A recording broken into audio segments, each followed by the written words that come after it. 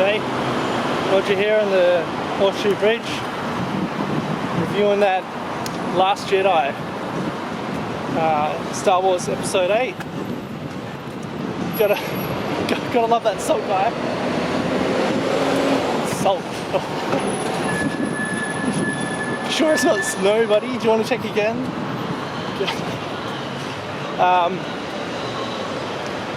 Yeah, look, on its own, it's a bit of a drag, but lucky for us, it's a Star Wars movie.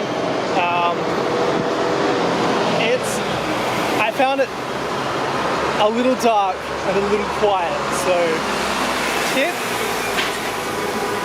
make sure your contrast settings are good, turn up the volume, like 50 wasn't enough for me, so turn it up.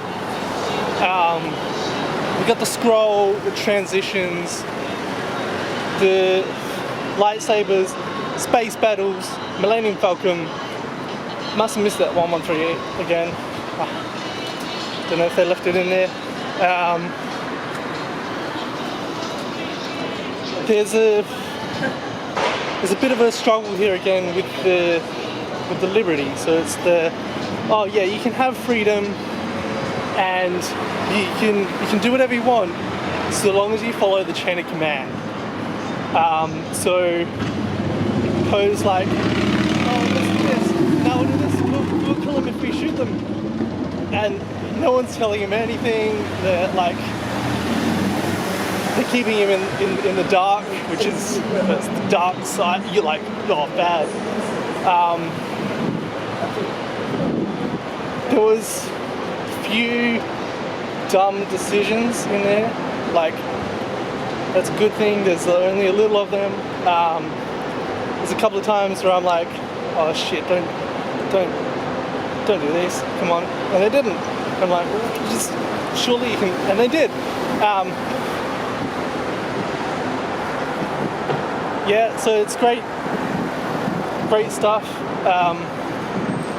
Nothing too stupid. Oh, one small bit of beef though is the spoiler alert. So there's this one person that sacrifices herself. And she's like, oh, someone has to pilot the ship. What happened to autopilot? And if someone's going to sacrifice himself, surely it shouldn't be the pregnant lady. I mean, correct me if I'm wrong, but she was like